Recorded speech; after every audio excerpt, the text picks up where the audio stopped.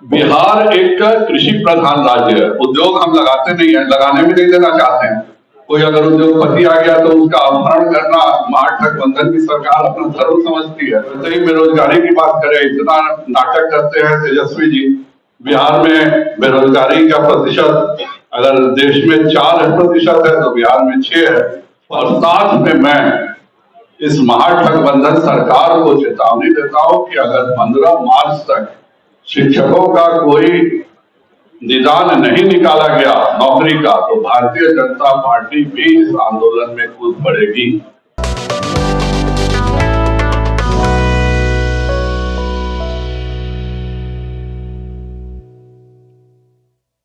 नमस्कार, आप देख रहे हैं बिहार टॉक और मैं हूं आप सभी के साथ ब्रह्मचारी आशीष।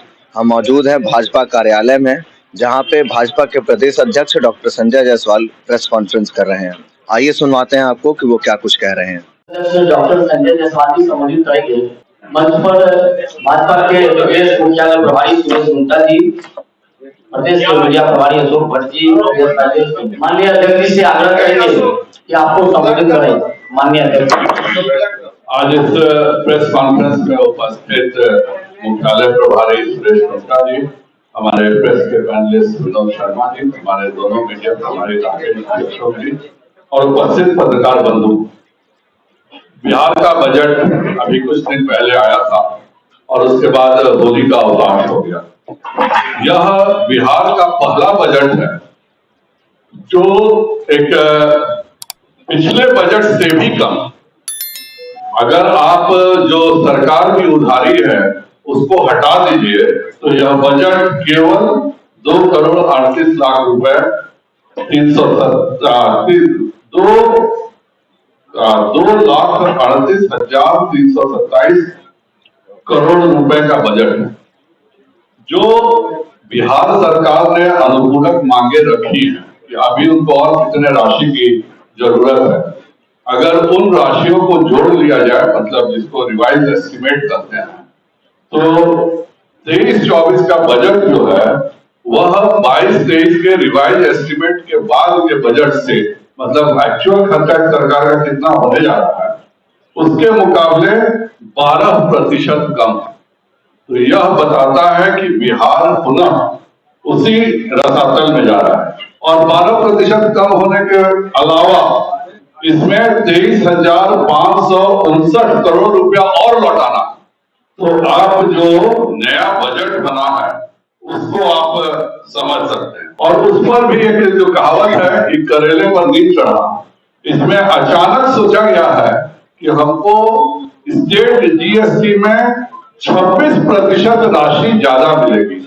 कोई ऐसा जीएसटी दर में मेजर परिवर्तन नहीं होने जा रहा है। वो खुद फाइनेंस मिनिस्टर बजट प्रोड्यूस देते हैं और फाइनेंस मिनिस्टर ही जीएसटी के भाग होते हैं। कोई इस तरह का नहीं है। तो आप ऐसे ही कैसे जोड़ लिए हैं कि भाई 26% आपका स्टेट का जीएसटी कलेक्शन ज्यादा होगा।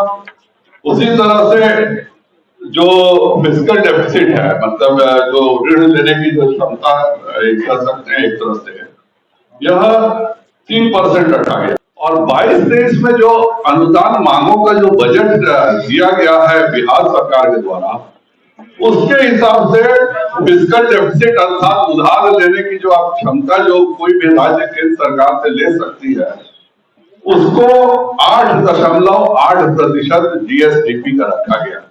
माननीय विजय चौधरी जी को मैं एक बहुत ही अच्छा संविधान का जानकार मानता हूँ, काफी पढ़े लिखे योग्य व्यक्ति है।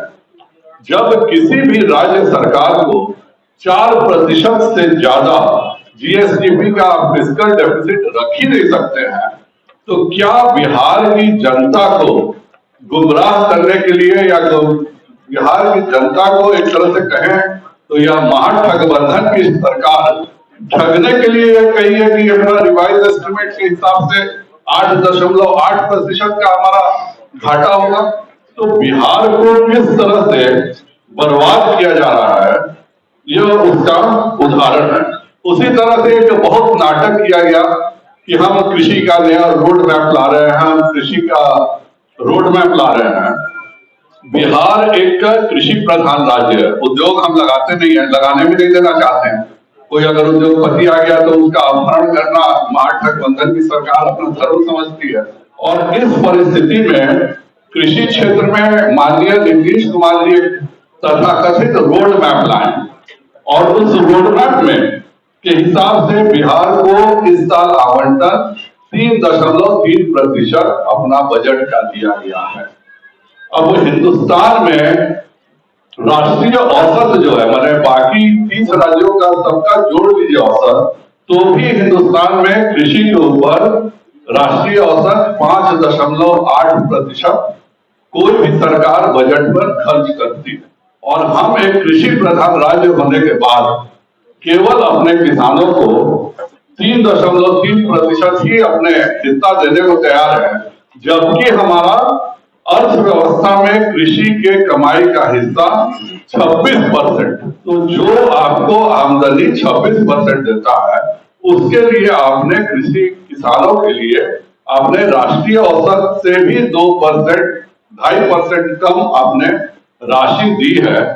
तो विजय चौधरी जी को यह बताना चाहिए। वैसे ही बेरोजगारी की बात करें, इतना नाटक करते हैं तेजस्वी जी। बिहार में बेरोजगारी का प्रतिशत अगर देश में 4% है तो बिहार में 6 है। 15 से 29 सालों के लोगों के लिए बेरोजगारी का प्रतिशत देश में 12% है तो बिहार में 20% है। और उससे भी जो अजीब बात है, हमेशा हम लोग बोलते थे कि 2,34,000 नौकरियों का ऑलरेडी मार्किंग हो चुका है, वो देना चाहिए, जिसमें 1,15,000 शिक्षकों की नौकरी थी। लेकिन अगर आप बिहार का ये देखें तो केवल 31,000 करोड़ रुपए दिया गया है नौकरियों के सैलरी के नाम पर। अब पिछले बार से केवल 4% पैसा बढ़ा करके, 4% तो आपका मुद्रास्फीति में जिन लोगों को नौकरी है वो लोग का बढ़ जाएगा। तो इसका मतलब यह है कि आप अभी भी शिक्षकों को क्या बरगलाने और बेवकूफ बनाने का काम कर रहे हैं। ये सब बिहार सरकार का जो डाटा है, जो बिहार सरकार के माननीय वित्त मंत्री ने रिलीज किया है, मैं उससे पढ़ रहा हूं। मैंने पूरा बजट पढ़ा है और इसमें कुछ भी मेरे द्वारा कहा गया नहीं है। जो बिहार सरकार डाटा दे रही है वही सब मैं पढ़ रहा हूँ। उसी प्रकार से एक तरफ प्रधानमंत्री कह रहे हैं कि हर गरीब को आवास मिले। आपने क्या किया कि 12,543 करोड़ 22-23 में पैसे दे रहे हैं आवास के लिए, और इस साल आप केवल 7,504 करोड़ दे रहे हैं अर्थात। और उससे भी दुर्भाग्य की बात है कि आपने एक योजना शुरू की है स्मार्ट प्रीपेड मीटर। इसमें आप चाहिए नहीं चाहिए आपको 100 रुपया हर मीटर पर खर्चा लगेगा। कितने गरीब बेचारे हैं जिनका 200-300 रुपया बिल ही आता है, आप 100 रुपया खाली स्मार्ट मीटर के नाम पर आप लेना चाह रहे हैं एक गरीब से। उसी प्रकार मतलब हमारा यही कहना है कि क्या बिहार को फिर से आप गर्त में भेजना चाह रहे हैं, क्योंकि बिहार ने 1990 से 2005 का काल देखा और बिहार ने 2012 से 2017 का भी कार्यकाल देखा। जब एनडीए में के शासन नहीं था, भारतीय जनता पार्टी शासन में नहीं थी और यही नीतीश कुमार मुख्यमंत्री थे, तो भी बिहार का औसत जो परसेंटेज है आमदनी का 2012 से 17 के 5 सालों में राष्ट्रीय औसत से कम था।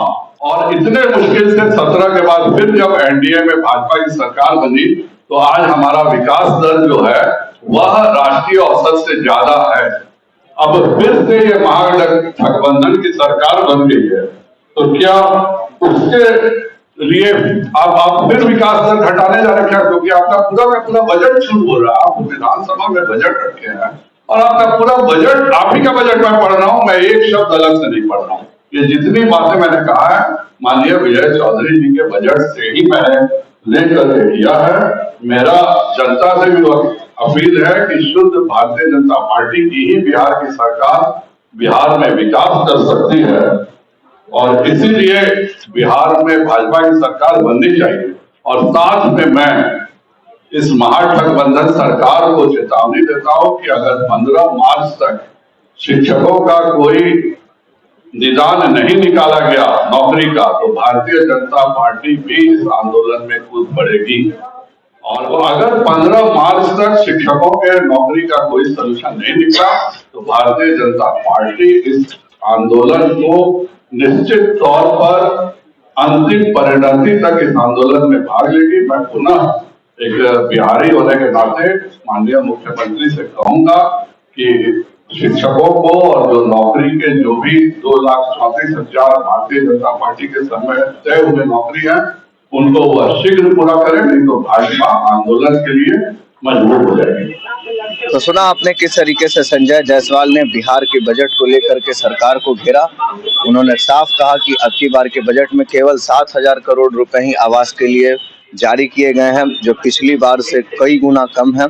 उसी के साथ साथ उन्होंने कहा कि बिहार सरकार अपने फंड से 1,15,000 शिक्षकों को रोजगार दे सकती है, लेकिन फिर भी वो नहीं दे रही है। उसी के साथ साथ उन्होंने शिक्षा मंत्री को मानसिक रूप से विकलांग भी कहा।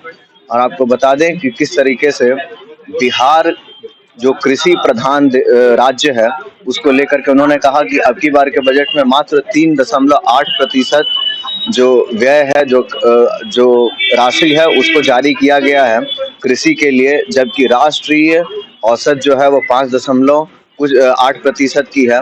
तो जिसको लेकर के उन्होंने कहा कि जब कृषि की प्रधानता है तो कम से कम कृषि का तो बजट बहुत होना चाहिए।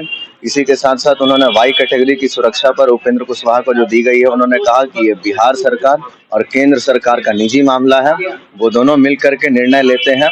नहीं तो अगर सुरक्षा देनी थी तो मुझे भी दे देते, मैं भी ले सकता था सुरक्षा, मेरी सरकार है। इसी के साथ देखते रहिए बिहार टॉक। धन्यवाद। ऐसे ही खबरों के लिए जुड़े रहिए बिहार टॉक से। यूट्यूब पर लाइक और सब्सक्राइब करें, बेल आइकन जरूर दबाएं। फेसबुक, ट्विटर और इंस्टा पर फॉलो करें। धन्यवाद।